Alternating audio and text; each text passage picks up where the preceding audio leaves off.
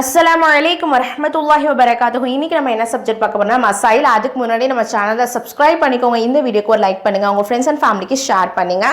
ஜாரா அகாடமியில் aari class, tailoring class plus spoken English class conduct பண்ணிட்டு இருக்கோம். இந்த 3 கிளாஸ்க்கான லிங்க் டிஸ்கிரிப்ஷனில் இருக்கு. நீங்க எந்த கிளாஸ்ல ஜாயின் ஆகணும்னு நினைக்கிறீங்களோ இன்ஷால்லா ஜாயின் ஆகிக்கலாம். போன பாடத்தில் நம்ம ருக்கு பார்த்துட்டோம், சஜிதா பார்த்துட்டோம், தக்பீர் எப்படி கட்டுறது எல்லாமே நம்ம பார்த்துட்டோம். இப்போ அத்தஹியாத் பார்க்க போகிறோம். 2வது ரக்காயத்தில் நம்ம என்ன பண்ணுவோம், அத்தஹியாத். இப்போ 4 ரக்காயத்து நீங்கள் தொழுகக்கூடியவங்களாம் இருந்தீங்க அப்படின்னா 2 ரக்காயத்து தான் நீங்கள் 2வது ரக்காயத்தில் அத்தஹியாத்துக்கு மட்டும் உட்காருவீங்க. அந்த 2வது ரக்காயத்து அத்தஹியாத்தில் உட்கார்றப்போ வெறும் அத்தஹியாத் மட்டும்தான் ஓதுவீங்க இல்லைங்களா? அது எப்படி உட்காரணும் அப்படிங்கிறத பார்த்துடலாம். புகாரியில் இடம்பெற்றிருக்கு, அத்தஹியாத்தில் நமது இடது காலை படுக்க வைத்து அதன் மீது அமர்ந்து வலது காலை நட்டு வைத்து பாத விரல்களை கிப்லாவை முன்னோக்குவோம் அப்படின்னு சொல்லியிருக்காங்க. இடது காலை படுக்க வச்சுட்டு அதுக்கு மேலே நீங்கள் உட்காந்துருவீங்க. வலது காலை இப்படி என்ன பண்ணணும், சைடில் நட்டு வச்சிடணும். நட்டு வச்சு உங்களுடைய கால் வீரர்கள் இப்படி மடங்கி அந்த கால் வீரர்கள் உங்களுக்கு கிப்லாவின் திசையை முன்னோக்கணும். கிட்டத்தட்ட 2 சஜ்தாக்கள் இடையே எப்படி உட்காரணுங்கிறதுல நீங்கள் அந்த ஃபோட்டோ பார்த்துருப்பீங்க. ஸோ அந்த பிக்சர் படி தான் 2வது ரக்காயத்தில் அத்தஹியாத்துக்கு அதே போல தான் நம்மளும் என்ன பண்ணணும், உட்காரணும். ஓகேங்களா? 2 சஜ்தாக்கு இடையில உட்கார்றப்போ எந்த மாதிரி உட்கார்றீங்களோ அதே மாதிரி தான் 2வது அத்தஹியாத் ஓதுறப்போ நீங்கள் என்ன பண்ணணும், 2வது ரக்காயத்தில் அத்தஹியாத் ஓதுறப்போ அந்த மாதிரி உட்காந்துக்கணும். அடுத்த ஹதீஸ் முஸ்லீம்ல இடம்பெற்றிருக்க அப்துல்லா பின் அல் ஜுபைர் அலி அவங்க கூறியதாவது, அல்லாஹ்வின் தூதர் ஸல்லல்லாஹு அலைஹி வஸல்லம் அவர்கள் தொழும்போது அத்தஹியாத் அமர்வில் பிரார்த்திக்க உட்கார்ந்தால் தமது வலக்கையை வலது தொடையின் மீதும் இடது கையை இடது தொடையின் மீதும் வைத்து சுட்டு விரலால் சைகை செய்வார்கள். தமது பெருவிரலின் நுனியினை நடுவிரலின் நுனியின் மீது வைப்பார்கள்.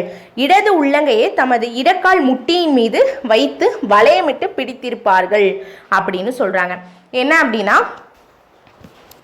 இந்த ஆட்காட்டி விரல்னு சொல்லுவோம். ஆட்காட்டிக்கு பக்கத்தில் உள்ளது வந்து நடுவிரல். அடுத்த 3வது வந்து மோதிர விரல்னு சொல்லுவோம். கடைசியாக குட்டியாக இருக்கிறது சுண்டு விரல். அடுத்தது வந்து கட்ட விரல்னு சொல்லுவோம், பெருவிரல்னு சொல்லுவோம். இதில் வந்து என்னென்னா கைகள் வலது கை தான். ஓகேங்களா? இதில் வலது கையை தான் நம்ம பார்க்கணும். வலது தொடையில் இருக்கக்கூடிய அந்த வலது கையில் வந்து எப்படி வச்சிருக்கணும் அப்படின்னா, அத்தஹியாத் ஓதுறப்ப எப்படி வச்சிருக்கணும் அப்படின்னா, அந்த நடுவிரலோடைய நுனியும் பெருவிரலோட நுனியும் சேர்த்துட்டு அதுக்கப்புறம் மோதிர விரலும் சுண்டு விரலும் இருக்குங்களா, அதை அப்படி மடக்கிடணும். இப்போதைக்கு பேலன்ஸ் எது இருக்கு, நடுவிரலையும் கட்ட விரலையும் நடுவிரலின் நுனியையும் கட்ட விரலோட நுனியையும் நம்ம சேர்த்துட்டோம். அடுத்தது என்ன இருந்தது, மோதிர விரலும் சுண்டு விரலும் இருந்தது, அதை அப்படி மடக்கிட்டோம். இப்போ பேலன்ஸ் ஆட்காட்டி விரல் மட்டும்தான் இருக்கும். இந்த ஆட்காட்டி விரலை மேலும் கீழுமா நம்ம என்ன பண்ணுவோம், சைகை செய்யணும் ஓதுறப்போ. ஓகேங்களா? இன்னொரு ஹதீஸ் நசாயில் இடம்பெற்றிருக்கு. வாயில் பின் ஹுஜ்ர் அலி அவங்க அறிவிக்கிறாங்க, முட்டுக்கால் மீதோ வைப்பார்கள், வலது முழங்கையின் முட்டுப்பகுதியை வலது தொடையின் மீதும் வைப்பார்கள் அப்படின்னு சொல்றாங்க. அதுக்கப்புறம் நபி ஸல்லல்லாஹு அலைஹி வஸல்லம் அவங்க என்ன செஞ்சிருக்காங்க அப்படின்னா, இடது கையை என்ன பண்ணியிருக்காங்க, இடது கையை வந்து இடது தொடையின் முட்டி இருக்கு இல்லைங்களா, அந்த முட்டியை இப்படி பிடிச்சிக்கிட்ட மாதிரியும் வச்சிருக்காங்க அப்படின்னு சொல்லியிருக்காங்க. ஒரு சில பேர் வந்து அத்தஹியாத் ஓதுறும் போது ஆட்காட்டி விரலில் வந்து ஒரு சில பேர் அசைப்பாங்க, ஒரு சில பேர் அஷ்ஹது அல்லா இலாஹ இல்லல்லாஹ் அந்த இதுக்கு மட்டும் இப்படி உயர்த்துவாங்க. இல்லை ஒரு சில பேர் வந்து எதுக்குமே உயர்த்தாமல் சும்மா நார்மலாக தொடையின் மீது வச்சுருப்பாங்க. ஸோ அது என்ன மாதிரி ப்ராசஸ்ங்கிறத பார்த்துடலாம். அலி பின் அப்துர் ரஹ்மான் அல் முஆவிர் அவங்க வந்து அறிவிக்கிறாங்க, அல்லாஹ்வின் தூதர் ஸல்லல்லாஹு அலைஹி வஸல்லம் அவர்கள் தொழுகையில் அத்தஹியாத் அமர்வில் உட்கார்ந்தால் தம்முடைய வலது முன்கையை வலது தொடையின் மீது வைத்து தமது வலது கை விரல்கள் அனைத்தையும் மடக்கி கொண்டு பெருவிரலை ஒட்டியுள்ள சுட்டு விரல்னா இந்த ஆட்காட்டி விரல், ஓகேங்களா, சைகை செய்வார்கள். இடது முன்கை இடது தொடையின் மீது வைப்பார்கள் அப்படின்னு சொல்றாங்க. அப்போ என்ன இதுலயும் தெரியுது, அந்த ஆட்காட்டி விரலை சும்மா வச்சுக்கூடாது. நீங்க மட்டுக்கு என்ன பண்ணணும், நீங்க ஓத சைகை அத்தஹியாத் ஓதுறீங்கன்னா அத்தஹியாத் ஓதும் வரை நீங்க என்ன பண்ணணும், சைகை செஞ்சுக்கிட்டே இருக்கணும் அப்படின்னு தெரியுது. அந்த அஷ்ஹது அல்லா இலாஹ இல்லல்லாஹ் மட்டும்தான் நம்மளுடைய விரலை தூக்கணுமா அப்படின்னா கிடையவே கிடையாது. நீங்க அத்தஹியாத் ஸ்டார்ட் பண்ணதுலேருந்து நீங்க என்ன பண்ணலாம், விரல்களை அசைச்சிக்கிட்டே இருக்கலாம். நம்ம மேலையும் கீழேயுமா அசைக்கலாம். இது முஸ்லீம்ல இடம்பெற்றுள்ள ஹதீஸ். அது அடுத்த ஹதீஸ்ல நசாயி தாரமி அஹமதுலாம் இடம்பெற்றிருக்க, நபி ஸல்லல்லாஹு அவர்கள் இடது முன்கையை இடது தொடையின் மீது முட்டுக்கால் மீது வைப்பார்கள், தமது வலது முழங்கையை வலது தொடையின் மீது வைப்பார்கள். பிறகு தமது விரல்களின் 2ஐ மடக்கி கொண்டு நடுவிரலையும் கட்டை விரலையும் இணைத்து வளையம் போல் அமைத்து, ஓகேங்களா, கட்டை விரலையும் அந்த நடுவிரலையும் இணைத்திங்கன்னா இப்படி வளையம் போல வரும், ஓகேங்களா. வளையம் போல வந்துட்டு அந்த ஆட்காட்டி விரலை வந்து உயர்த்தி யாரையோ அழைப்பது போல் என்ன பண்ணுவாங்க, அவங்க அசைச்சிட்டே இருப்பாங்க. அசைச்சதை நான் பார்த்துருக்கேன் அப்படின்னு சொல்லிட்டு சொல்றாங்க. அப்போ ஒருத்தவங்களை கூப்பிட்டா நம்ம எப்படி இந்த ஆட்காட்டி விரலை மட்டும் இப்படியா தனியாக அசைச்சு கூப்பிடுவோம் இல்லைங்களா, அதே போலதான் அசைச்சுக்கிட்டே இருந்திருக்காங்க அப்படின்னு நமக்கு இது மூலமா நமக்கு தெரியுது. இன்னொரு ஹதீஸ் அலி பின் அப்துல் ரஹ்மான் அலி அவங்க அறிவிக்கிறாங்க, நசாயில இடம்பெற்றிருக்கு. நபிசாஸ் அவர்கள் தொழுகையில் இருக்கும்போது ஒருவர் சிறு கல்லை அசைத்து கொண்டிருப்பதை போல் உமர் அலி கண்டார்கள். உமர் அலி தொழுகை முடித்ததும் அவரிடம் சென்று, தொழுகையில் கல்லை அசைத்து விளையாடாதீர்கள், இது ஷைத்தானின் விளையாட்டாகும் என்றார்கள். மாறாக நீர் அல்லாஹ்வின் தூதர் செய்ததை போன்று நீர் செய் என்று கூறினார்கள். அதற்கு அவர் அல்லாஹ்வின் தூதர் எவ்வாறு செய்வார்கள் என கேட்டதற்கு உமர் அலி தமது வலது கையை வலது தொடையின் மீது கிப்லா திசையை நோக்கி தமது பெருவிரலின் அடுத்து விரலை வைத்து இஷாரா அதை நோக்கி தன் பார்வையும் பார்ப்பார்கள் அப்படின்னு சொல்றாங்க. அந்த ஆட்காட்டி விரலை கொண்டு சைகை செய்றீங்க இல்லையா, நீங்க என்ன பண்ண, உங்களுடைய பார்வை நீங்க அந்த ஆட்காட்டி விரல்கள் சைகை செய்யுது இல்லைங்களா, அதை தான் நீங்க பார்க்கணுமே தவிர நீங்க மற்ற எந்த இடத்தையும் பார்க்கக்கூடாது. இப்போ அந்த ஆட்காட்டி விரல் அத்தைஹாத்து ஓதிட்டே இருக்கீங்க, அந்த ஆட்காட்டி விரல் அசைஞ்சிக்கிட்டே இருக்கு, அந்த அசைஞ்சிக்கிட்டே இருக்கக்கூடிய அந்த ஆட்காட்டி விரலை தான் நீங்க பார்க்கணும் அந்த அத்தைஹாத்து டைம்ல, ஓகேங்களா. அந்த ஆட்காட்டி விரலை அசைச்சு கொண்டே இருக்கும் இல்லைங்களா, அதுக்கு பேர் வந்து இஷாரா அப்படின்னு சொல்லுவாங்க. அறிவிப்பாளர் இப்னு மஸ்ஊத், நசாயில இடம்பெற்றிருக்கு. நீங்கள் ஒவ்வொரு 2 ரக்காயத்திலும் அமரும் போது அத்தேஹாத் இல்லாஹி என்று கூறுங்கள், பிறகு தமக்கு விரும்பிய துவா செய்து அல்லாஹ்விடம் பிரார்த்தனை செய்யுங்கள் என்று நபி ஸல்லல்லாஹு அலைஹி வஸல்லம் அவர்கள் கூறினார்கள். இப்போ 4 ரக்காயத்து நீங்கள் தொழுகக்கூடியவங்களா இருந்தீங்க அப்படின்னா 2வது ரக்காயத்தில் அத்தேஹாத்து இருக்கும், அத்தேஹாத்தில் வந்து உட்காரும் போது நீங்கள் அத்தேஹாத் மட்டும்தான் ஓதுவீங்க இல்லைங்களா. ஸோ அது என்ன அத்தேஹாத் பார்த்தலாம், அத்தஹியாத்து லில்லாஹி வஸ்ஸலவாத்து வத்தொய்யிபாத்து அஸ்ஸலாமு அலைக ஐயுஹன் நபியு வரஹ்மத்துல்லாஹி வபரகாத்துஹு அஸ்ஸலாமு அலைனா வஅலா இபாதில்லாஹி ஸாலிஹீன் அஷ்ஹது அல்லா இலாஹ இல்லல்லாஹு வ அஷ்ஹது அன்ன முஹம்மதன் அப்துஹு வ ரசூலுஹு. இது ஒரு விதமான அத்தேஹாத்.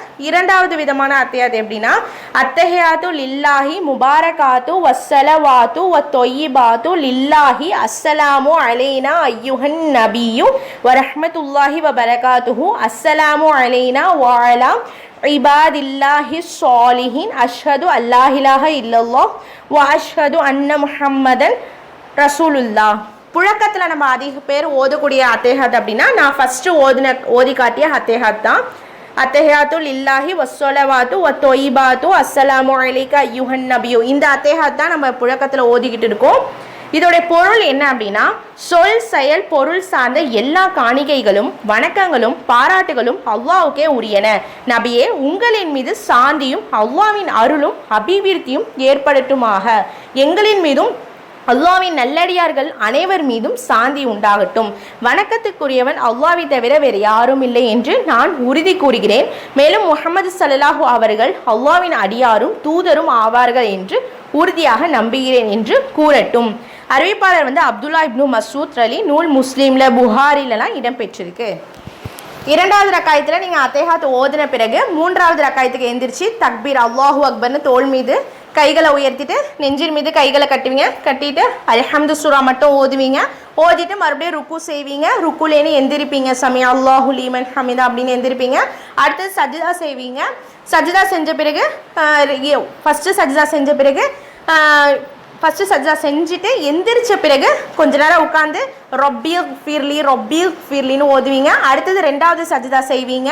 2வது சஜ்தா செஞ்சுட்டு அதுக்கப்புறம் நார்மலாக கொஞ்சம் அமைதியாக உட்காந்துக்கணும். அத்தேஹாத்தில் உட்காருவீங்க இல்லைங்களா, 2 சஜ்தாக்கு இடைப்பட்டதில் நீங்கள் அமர்ந்திருந்தீங்க இல்லைங்களா, அந்த பொசிஷன்ல தான் நீங்கள் என்ன பண்ணணும், 2வது சஜ்தா செஞ்ச பிறகும் செத்த நேரம் உட்காரணும். 3வது ரக்காயத்துக்காக நான் சொல்லிட்டு இருக்கேன். அமைதியாக உட்காந்துட்டு அதுக்கப்புறம் நீங்கள் என்ன பண்ணணும், அல்லாஹு அக்பர்னு கைகளை தோள்கள் வரையும் உயர்த்திட்டு தக்பீர் கட்டிட்டு நெஞ்சின் மீது கைகளை வைத்துட்டு அல்ஹம்து சூரா ஓதணும். அதுக்கப்புறம் ருக்கு செய்யணும். அதுக்கப்புறம் சஜ்தா செய்யணும். ஃபஸ்ட்டு சஜ்தா செய்யணும். அடுத்தது வந்து ஃபஸ்ட்டு சஜ்தா செஞ்சு முடிச்சிட்ட பிறகு உட்காருவோம். உட்காந்துட்டு ரொப்பில் ஃபீர்லின்னு 2 தடவை சொல்லணும். அடுத்தது 2வது சஜ்தா செய்வோம். 2வது சஜ்தா செஞ்சுட்டு அத்தேஹாத்தில் உட்காருவோம். இந்த அத்தேஹாத் மட்டும் ஓத மாட்டோம், சலவாத்லாம் ஓதுவோம் இல்லைங்களா. ஃபஸ்ட்டு அத்தேஹாத் ஓதிடுவோம், அடுத்தது சலவாத் ஓதுவோம். அல் குர்ஆன் 33வது அத்தியாயம் 56வது வசனத்துல இந்த நபியின் மீது அல்லாஹ் அருள் புரிகிறான், மலக்குகளும் அவருக்காக அருளை தேடுகின்றனர், முஃமின்களே நீங்களும் அவர் மீது ஸலவாத் சொல்லி அவர் மீது சலாமும் சொல்லுங்கள் அப்படின்னு சொல்லிட்டு அல்லாஹ் சொல்லியிருக்கான். அப்போ கடைசி அத்தஹியாத் 4வது ரக்காயத்து இருக்கு இல்லைங்களா, அதில் கடைசி அத்தஹியாத்து ஓதிய பின்பு நம்ம ஸலவாத் ஓத வேண்டும். அப்துர் ரஹ்மான் இப்னு ஆபி லைலா அவங்க அறிவிக்கிறாங்க, ஒரு நாள் நபி ஸல்லல்லாஹு அலைஹி வஸல்லம் அவர்கள் எங்களிடையே வந்தபோது நாங்கள் இறை தூதர் அவர்களே, தங்களுக்கு எவ்வாறு நாங்கள் சலாம் உரைக்க வேண்டும் என்பதை அறிந்துள்ளோம், ஆனால் தங்களின் மீது நாங்கள் எவ்வாறு சலவாத் கூற வேண்டும் என்று கேட்டோம். அதாவது நாங்கள் எப்படி சலவாத் சொல்லணும் அப்படின்னு நாங்கள் கேட்குறோம். அதுக்கு நபி ஸல்லல்லாஹு அலைஹி வஸல்லம் அவங்க சொல்லித்தராங்க. எப்படின்னா, அல்லாஹும்ம சொல்லி அலா முஹம்மதின் உம்மிஹி வஅலா ஆலி முஹம்மதின் கமா சொல்லைத அலா ஆலி இப்ராஹீம இன்னக ஹமீதும் மஜீத். அல்லாஹும்ம பாரிக் அலா முஹம்மதின் உம்மிஹி வஅலா ஆலி முஹம்மதின் கமா பாரக்த அலா ஆலி இப்ராஹீம இன்னக ஹமீதும் மஜீத் அப்படின்னு கூறுங்கள் என்றார்கள்.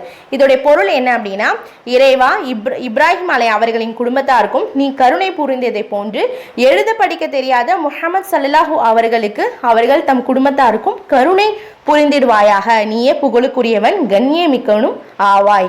இறைவா இப்ராஹிம் அலை அவர்களின் குடும்பத்தாருக்கு நீ சுபிட்சத்தை வழங்கியது போன்று எழுத படிக்க தெரியாத முஹம்மது ஸல்லல்லாஹு அலைஹி வஸல்லம் அவர்களுக்கு அவர்கள் தம் குடும்பத்தாருக்கும் சுபிட்சம் வழங்கிடுவாயாக, நீயே புகழுக்குரியவன் கண்ணியமிக்கவன் ஆவாய். அஹ்மதுல இடம்பெற்றிருக்கு. இந்த சலவாத்தில் ஒரு சில வார்த்தைகள் ஆட் ஆயிருக்கும், உம்மிஹி வஅலா ஆலி ஒரு சில வார்த்தைகள் ஆட் ஆயிருக்கும். ஆனால் நம்ம புழக்கத்தில் ஓதக்கூடிய சலவாத் அப்படின்னா இந்த சலவாத்தாக தான் இருக்கும். ஆனால் இதுக்கும் ஆதாரம் இருக்கு. மற்றொரு சலவாத், அல்லாஹும்ம சொல்லி அலா முஹம்மதின் வஅலா ஆலி முஹம்மத் கமா சொல்லைத அலா இப்ராஹீம வஅலா ஆலி இப்ராஹீம இன்னக ஹமீதும் மஜீத். அல்லாஹும்ம பாரிக் அலா முஹம்மதின் வஅலா ஆலி முஹம்மத் கமா பாரக்த அலா இப்ராஹீம வஅலா ஆலி இப்ராஹீம் இன்னக ஹமீதும் மஜீத். இதன் பொருள் யா அல்லாஹ் இப்ராஹிம் நபியின் மீதும் அவர்களின் வழி வந்தவர்கள் மீதும் நீ கருணை புரிந்தது போன்று முஹம்மது நபி மீதும் அவர்களின் வழி வந்தவர்களின் மீதும் கருணை புரிவாயாக, நிச்சயமாக நீ புகழுக்கும் மகத்துவத்திற்கும் உரியவன். யா அல்லாஹ் இப்ராஹிம் நபி மீதும் அவர்கள் வழி வந்தவர்கள் மீதும் நீ அருட்பேறுகள் பொழிந்தது போன்று முஹம்மது நபி மீதும் அவர்களின் வழி வந்தவர்கள் மீதும் நீ அருட்பேறு பொழிவாயாக, நிச்சயமாக நீயே புகழுக்கும் மகத்துவத்திற்கும் உரியவன். இந்த சலவாத்தான் நம்ம அதிகமாக புழக்கத்தில் இருக்கக்கூடியது. நான் ஃபர்ஸ்ட் சொன்ன சலவாத்தில் ஒரு சில வார்த்தைகள் மட்டும் ஆட் ஆயிருக்கும், உம்மிஹி அந்த மாதிரி ஒரு சில வார்த்தைகள் ஆட் ஆயிருக்கும். ஆனால் நான் இப்போ ரெண்டாவதாக சொன்ன சலவாத் அதிகமான புழக்கத்தில் உள்ளது. உங்களுடைய விருப்பம், எந்த சலவாத் வேணாலும் மனனம் செஞ்சுக்கலாம். ஏன்னா 2 சலவாத்து, நான் முதல்ல சொன்ன சலவாத்தும் இரண்டாவது சொன்ன சலவாத்துக்கும் ஆதாரம் இருக்கு. இப்போதைக்கு நம்ம அத்தஹியாத் முடிச்சிட்டோம், சலவாத் முடிச்சிட்டோம். அதுக்கப்புறம் நம்ம விரும்பிய துவாக்களை செஞ்சுக்கலாம். அப்துல்லா இப்னு மசூத் அலி அறிவிக்கிறாங்க, புகாரில் இடம்பெற்றிருக்கு, நாங்கள் நபி ஸல்லல்லாஹு அலைஹி வஸல்லம் அவர்களுடன் தொழுது கொண்டிருக்கும் போது அடியார்கள் சார்பாக அல்லாஹ்வுக்கு சலாம் உண்டாகட்டும், இன்னன்னாருக்கு சலாம் உண்டாகட்டும் என்று கூறிக்கொண்டிருந்தோம். இதனை அறிந்த நபி ஸல்லல்லாஹு அலைஹி வஸல்லம் அவர்கள் அல்லாஹ்வின் மீது சலாம் உண்டாகட்டுமாக என்று கூறாதீர்கள், ஏனெனில் அல்லாஹ்வே சலாமாக இருக்கின்றான். எனினும் காணிக்கைகளும் வணக்கங்களும் பாராட்டுகளும் அல்லாஹ்வுக்கே உரியன. நபியே உங்கள் மீது சலாமும் அல்லாஹ்வின் ரஹ்மத்தும் பரக்கத்தும் ஏற்படட்டுமாக, எங்களின் மீதும் அல்லாஹ்வின் ரஹ்மத்தும் பரக்கத்தும் ஏற்படட்டுமாக, எங்களின் மீதும் அல்லாஹ்வின் நல்ல அடியார்கள் அனைவர் மீதும் சலாம் உண்டாகட்டும் என்று கூறட்டும்.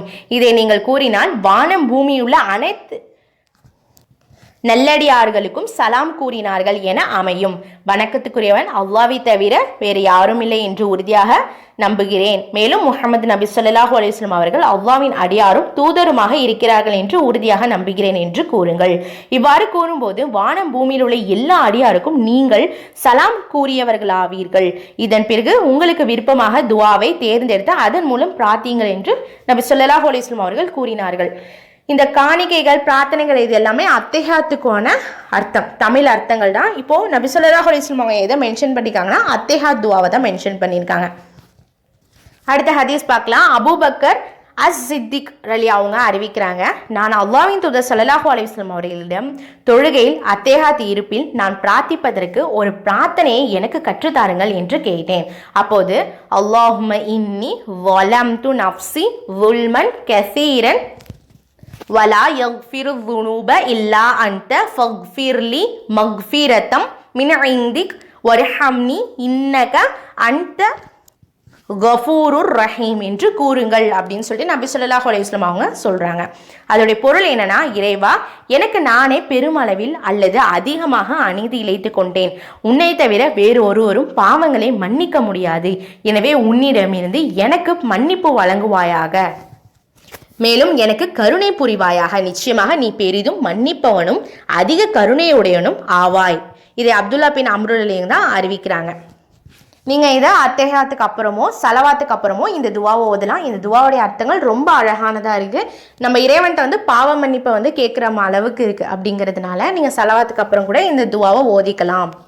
கடைசி அத்தஹியாத் இருப்பில் இன்னொரு ஹதீஸ் பார்த்துலாம். அபூ ஹுரைரா ரலி அவங்க அறிவிக்கிறாங்க, முஸ்லீம்ல இடம்பெற்றிருக்கு, அல்லாஹ்வின் தூதர் ஸல்லல்லாஹு அலைஹி வஸல்லம் அவர்கள் தொழுகைக்காக நின்றவுடன் ஆரம்பத்தில் தக்பீர் கூறுவார்கள். பிறகு ருக்கு செய்யும் போது தக்பீர் கூறுவார்கள். பின்பு ருக்குவிலிருந்து முதுகை நிமிர்த்தும் போது சமய அல்லாஹு லீமன் ஹமீதா, தன்னை புகழுரையை அல்லாஹ் ஏற்கிறான் என்று கூறுவார்கள். பின்பு நிலைக்கு வந்து ரப்பனா வலக்கல் ஹம்து, எங்கள் இறைவா புகழனைத்தும் உனக்கே உரியது என்று கூறுவார்கள். பிறகு சஜிதாவுக்கு சரியும் போது தக்பீர் கூறுவார்கள். பின்பு சஜிதாவிலிருந்து தலையை உயர்த்தும் போது தக்பீர் கூறுவார்கள். பிறகு இரண்டாவது சஜிதாக்கு செல்லும் போது பின்னர் சஜிதாவில் இருந்து தலையை உயர்த்தும் போதும் தக்பீர் கூறுவார்கள். பின்பு தொழுது முடிக்கும் வரை இவ்வாறே தொழுகையின் எல்லா ரக்காயத்துகளையும் செய்வார்கள். இரண்டாவது ரக்காயத்தில் அமர்ந்து விட்டு எழும்போது தக்பீர் கூறுவார்கள் என்று கூறினார்கள். பிறகு உங்களிலே அல்லாஹ்வின் தூதர் ஸல்லல்லாஹு அலைஹி வஸல்லம் அவர்கள் தொழுதை போன்று தொழுகின்றவன் நானே என்று அபூ ஹுரைரா ரலி அவங்க சொல்றாங்க. எந்தெந்த இடத்துலலாம் அதிகப்படியான தக்பீர்னா அல்லாஹு அக்பர். ஃபர்ஸ்ட் என்ன பண்றாங்க, தொழுகைக்கு ஃபஸ்ட்டு நின்ன உடனே ஆரம்பத்தில் தக்பீர் சொல்லி கைகளை உயர்த்தி நெஞ்சின் மீது கட்டுறாங்க. நெஞ்சின் மீது கட்டின பிறகு சூறாக்கள்லாம் ஓதின பிறகு ருக்குக்கு போகிறதுக்கு மறுபடியும் என்ன பண்ணுறாங்க, நெஞ்சு அல்லாஹு அக்பர்னு சொல்லிட்டு தோள்கள் கைகள் ரெண்டுத்தையும் தோல் பூஜம் வரையும் உயர்த்திட்டு ருக்குக்கு போகிறாங்க. ருக்குக்கு போயிட்டு ருக்குலேன்னு எந்திருக்கிறப்போ சமியா அல்லாஹு லீமன் ஹமீதான்னு ஓதுறாங்க. அப்புறம் சமியா அல்லாஹு லீமன் ஹமீதான்னு சொல்லிட்டு நம்மளுடைய கைகள் தோல் பூஜம் வந்துடும். தோல் பூஜத்துலேருந்து கைகள் கீழே போடும்போது ரப்பனா வலக்கல் ஹம்துன்னு ஓதுறாங்க. அதுக்கப்புறம் சஜிதாக்கு போகிறப்போ அல்லாஹூ அக்பர்னு சொல்லிட்டே சஜிதா போகிறாங்க. ஃபஸ்ட்டு சஜிதாக்கு போகிறாங்க. அப்புறம் ஃபஸ்ட்டு சஜிதால எந்திரிக்கிறப்போ அல்லாஹூ அக்பர்னு சொல்லிட்டு உட்காடுறாங்க. உட்காந்து ரொப்பி ஃபிலின்னு ஓதிட்டு மறுபடியும் ரெண்டாவது சஜிதாக்கு போகும்போது அல்லாஹூ அக்பர்னு சொல்கிறாங்க. அல்லாஹூ அக்பர்னு சொல்கிறப்போ ரெண்டாவது சஜிதாக்கு போகும்போது அல்லாஹூ அக்பர்னு சொல்கிறாங்க. அதை ஓதிட்டு எந்திரிச்சு அமர்றாங்க அப்படின்னு சொல்கிறாங்க. இதே போல தான் எல்லா ரக்காயத்திலும் ருக்குக்கு சஜிதாக்கு போகிறதுக்கு முன்னாடி தக்பீர்கள் சொல்லணும் அப்படிங்கிறது நம்ம இந்த ஹதீஸ் மூலமா நம்ம தெரிஞ்சுக்கலாம். நாஃபியூ கூறினார், இப்னு உமர் அலி தொழுகையை ஆரம்பிக்கும் போது தக்பீர் கூறி தம் கைகளை உயர்த்துவார்கள். ருக்குவுக்கு செல்லும் போதும் தம் கைகளை உயர்த்துவார்கள். சமய அல்லாஹு லீமன் ஹமிதா என கூறும்போதும் தமது கைகளை உயர்த்துவார்கள். இரண்டாம் ரக்காயத்து முடித்து எழும்போது தம் கைகளை உயர்த்துவார்கள். நபிஸல்லல்லாஹு அவர்கள் இவ்வாறு செய்ததாக குறிப்பிட்டார்கள். ஸோ எந்தெந்த இடத்துலலாம் தோல் பூஜம் வரையோ கை உயர்த்துது அப்படிங்கிறத சொல்றாங்க. இந்த சஹீஹ் புகாரில் இடம்பெற்றிருக்கு. தக்பீர் எங்கெல்லாம் சொல்றாங்களோ அப்போல்லாம் கைகளை உயர்த்துறாங்க. ஃபர்ஸ்ட் தக்பீர் கட்டும் போது கைகளை தோல் பூஜம் வரையும் உயர்த்துறாங்க. அடுத்தது ருக்குக்கு போறப்போ கைகளை ஃபர்ஸ்ட் நம்ம அல்ஹம்துலில்லாஹ் ஓதிட்டு துணை சூரா ஓதிட்டு ருக்குக்கு போகும்போது தன்னுடைய கைகளை தோல் பூஜம் வரையும் உயர்த்திட்டு அதுக்கப்புறம் ருக்குக்கு போகணும். ருக்குலேன்னு எந்திரிக்கிறோம் சமயம் அல்லாஹு லீமன் ஹமிதான்னு சொல்லிக்கிட்டே எந்திரிக்கிறப்போ தன்னுடைய கைகள் தோல் பூஜத்துக்கு போயிடும். தன்னுடைய கைகள் தோல் பூஜத்துக்கு போயிட்டு சமயம் அல்லாஹு லீமன் ஹமிதான்னு முடிச்ச பிறகு கைகளை கீழே போட்டுருவீங்க. ரப்பனா வலக்கல் ஹம்துன்னு ஓதிட்ட பிறகு அல்லாஹு அக்பர் சஜிதாக்கு போகும்போது அப்போதைக்கும் கைகளை உயர்த்தக்கூடாது. எப்போனா நம்ம ரப்பனா வலக்கல் ஹம்துன்னு சொல்லிடுறீங்க இல்லைங்களா, அப்போதைக்கு நம்ம அல்லாஹு அக்பர்னு சொல்லிட்டு தான் சஜிதா செய்வோம். அப்போதைக்கும் நீங்கள் என்ன பண்ணக்கூடாது, கைகளை உயர்த்தக்கூடாது. வெறும் அல்லாஹு அக்பர்னு சொல்லிட்டு சஜிதாக்கு போயிடணும், ஃபர்ஸ்ட் சஜிதாக்கு போயிடணும் அப்படின்னு சொல்கிறாங்க. அடுத்தது ரெண்டாவது ரக்காயத்துக்கு, இப்போ ஃபர்ஸ்ட் ரக்காயத்து முடிச்ச பிறகு ரெண்டாவது ரக்காயத்துக்கு எந்திருக்கிறப்போ என்ன பண்ணணும், அல்லாஹு அக்பர்னு கைகளை தோல் பூஜம் வரையும் உயர்த்திட்டு ரெண்டாவது ரக்காயத்துக்கு நீங்கள் என்ன பண்ணணும், தக்பீர் கட்டணும் அப்படின்னு நமக்கு தெரியுது. அதே போல் 2வது ரக்காயத்து முடித்த பிறகும் அத்தேஹாத்துலேன்னு எந்திரிக்கிறப்பையும் என்ன பண்ணுவாங்க, தன்னுடைய கைகளை உயர்த்துவாங்க, அல்லாஹ் அக்பர்னு சொல்லி தன்னுடைய கைகளை உயர்த்துவாங்க அப்படின்னு தெரியுது. அப்போ எந்த இடத்துல அல்லாஹ் அக்பர்னு சொல்லணும், எந்த இடத்துல கைகளை உயர்த்தணும் அப்படிங்கிறது உங்களுக்கு நன்கு புரிஞ்சிருக்கும் இன்ஷா அல்லாஹ். இன்னொரு ஹதீஸை அபு கத்தாதா அலி அவங்க சொல்கிறாங்க, நபிசாஸ் அவர்கள் லுஹர் மற்றும் அசர் தொழுகையில் முதல் 2 ரக்காயத்துகளில் அல் ஃபாத்திஹா அல்ஹம்து அத்தியாயத்தையும் மற்றொரு அத்தியாயத்தையும் ஓதுவார்கள். சில நேரங்களில் சில வசனங்கள் எங்களுக்கு காதில் விழும் அளவுக்கு சப்தமிட்டு ஓதுவார்கள். பிந்திய 2 ரக்காயத்துகளிலும் அல் ஃபாத்திஹா அத்தியாயத்தை மட்டுமே ஓதுவார்கள் அப்படின்னு. இந்த ஹதீஸ் மூலமா நமக்கு என்ன தெரியுது அப்படின்னா, ஃபர்ஸ்ட் 2 ரக்காயத்தில் என்ன பண்ணியிருக்காங்கன்னா சூரத்துல் ஃபாத்திஹா ஓதிட்டு சூரத்துல் ஃபாத்திஹாக்கு அப்புறம் துணை சூரா ஓதிருக்காங்க. அதே மாதிரி கடைசி 2 ரக்காயத்து இருக்கு இல்லைங்களா, 3வது ரக்காயத்தும் 4வது ரக்காயத்தும், அதில் வெறும் சூரத்துல் ஃபாத்திஹா மட்டும்தான் ஓதிருக்காங்க, துணை சூரா ஓதலைன்னு நமக்கு தெரியுது. இன்னொரு ஹதீஸ் பார்த்தலாம், அபு சயீத் அல் குத்ரி அலி அவங்க அறிவிக்கிறாங்க, முஸ்லீம்ல இடம்பெற்றிருக்கு, நபிசாஸ் அவர்கள் லுஹர் தொழுகையின் முந்தைய 2 ரக்காயத்திலும் தலா 30 வசனங்கள் அளவும் தன் பிந்திய 2 ரக்காயத்துகளில் அதில் பாதி அல்லது 15 வசனங்கள் அளவும் ஓதுவார்கள். அசர் தொழுகையின் முந்தைய 2 ரக்காயத்துகளின் தலா 15 வசனங்கள் அளவும் அதன் பிந்திய ரக்காயத்துகளின் அதில் பாதி அளவும் ஓதுவார்கள் அப்படின்னு சொல்றாங்க. என்ன சொல்லியிருக்காங்கன்னா, 4 ரக்காயத்து நபிசாஸ் அவங்க தொழுதிருக்காங்க அப்படின்னா ஃபர்ஸ்ட் 2 ரக்காயத்துகளில் என்ன பண்ணுவாங்கன்னா 30 வசனங்கள் வர வரையும் ஓதுவாங்களாம். அடுத்த 2 ரக்காயத்து இருக்கு இல்லைங்களா, 3வது ரக்காயத்தும் 4வது ரக்காயத்தும், அதில் வந்து 30ல் பாதியான 15 வசனங்கள் ஓதுவாங்க அப்படின்னு சொல்கிறாங்க. அசர் தொழுகையில் எப்படி தொழுதிருக்காங்க அப்படின்னா ஃபஸ்ட்டு 2 ரக்காயத்துக்கு வந்து என்ன 15 வசனங்கள் ஓதிருக்காங்க. அதேமாதிரி 3வது ரக்காயத்து 4வது ரக்காயத்து இருக்குங்க இல்லைங்களா, கடைசி 2 ரக்காயத்து, அதில் பாதி அளவு ஓதிருக்காங்க. இப்போ இது மூலம் நமக்கு என்ன தெரியுது அப்படின்னா, ஃபர்ஸ்ட் ரக்காயத்திலும் செகண்ட் ரக்காயத்திலும் சூரத்துல் ஃபாத்திஹாவும் துணை சூறாவும் ஓதலாம். 3வது ரக்காயத்தில் 4வது ரக்காயத்தில் சூரத்துல் ஃபாத்திஹா மட்டும் ஓதலாம். இது ஒரு ப்ராசஸ். 2வது என்ன மாதிரி முறை அப்படின்னா, ஃபர்ஸ்ட் ரக்காயத்து, செகண்ட் ரக்காயத்து, தேர்ட் ரக்காயத்து, ஃபோர்த் ரக்காயத்து, இந்த 4 ரக்காயத்திலுமே சூரத்துல் ஃபாத்திஹாக்கு அப்புறம் துணை சூறா ஓதலாம் அப்படின்னும் தெரியல. இது 2 ஆப்ஷனு, இதில் நீங்கள் எது வேணாலும் சூஸ் பண்ணிக்கலாம். 1 4 ரக்காயத்து நீங்கள் தொழுகக்கூடியவங்களா இருந்தீங்கன்னா ஃபர்ஸ்ட் ரக்காயத்திலும் செகண்ட் ரக்காயத்திலும் சூரத்துல் ஃபாத்திஹா ஓதுறீங்க, சூரத்துல் ஃபாத்திஹாக்கு அப்புறம் துணை சூறா ஓதணும். தேர்ட் ரக்காயத்திலும் ஃபோர்த் ரக்காயத்திலும் நீங்கள் வெறும் சூரத்துல் ஃபாத்திஹா மட்டும் ஓதுனா போதும். இது ஒரு ஆப்ஷன். செகண்ட் ஆப்ஷன் என்ன அப்படின்னா, ஃபர்ஸ்ட் ரக்காயத்தில் சூரத்துல் ஃபாத்திஹாக்கு அப்புறம் துணை சூறா ஓதலாம், துணை சூறா ஓதணும். அதேமாதிரி செகண்ட் ரக்காயத்தில் சூரத்துல் ஃபாத்திஹாக்கு அப்புறம் துணை சூறா ஓதணும். தேர்ட் ரக்காயத்தில் சூரத்துல் ஃபாத்திஹாக்கு அப்புறம் துணை சூறா ஓதணும். ஃபோர்த் ரக்காயத்தில் சூரத்துல் ஃபாத்திஹாக்கு அப்புறம் துணை சூறா ஓதணும். இது 2 ஆப்ஷன். ஓகேங்களா? அல்ஹம்துலில்லாஹ். இன்னைக்கு நம்ம என்ன பார்த்தோம்னா, அத்தேஹாத்தில் நம்ம எப்படி உட்காரணும், இறுதியான அத்தேஹாத்து இருப்பு, கடைசி ரக்காயத்தோடைய அத்தேஹாத்து இருப்பில் நம்ம என்னென்ன ஓதணும், அத்தேஹாத்து ஓதணும், சலவாத் ஓதணும், சலவாத்துக்கு அப்புறம் ஒரு துவா ஓதணும் அப்படிங்கிறதுலாம் பார்த்தோம். அதுக்கப்புறம் எந்தெந்த ரக்காயத்துலலாம் துணை சூறா ஓதலாங்கிறத பார்த்தோம். ஒன்று முதல் 4 ரக்காயத்துலையுமே நீங்கள் என்ன பண்ணலாம், சூரத்துல் ஃபாத்திஹாக்கு அப்புறம் துணை சூறா ஓதலாம். இல்லைனாக்கா 4 ரக்காய் தொழுறீங்கன்னா ஃபர்ஸ்ட் 2 ரக்காயத்துக்கு மட்டும் நீங்கள் சூரத்துல் ஃபாத்திஹா ஓதிட்டு துணை சூறா ஓதிக்கலாம். மற்ற 2 ரக்காயத்தில் வெறும் சூரத்துல் ஃபாத்திஹா மட்டும் ஓதிக்கலாம் அப்படிங்கிறத பார்த்தோம். அல்ஹம்துலில்லாஹ். அஸ்ஸலாமு அலைக்கும் வரஹ்மத்துல்லாஹி வபரகாத்துஹு.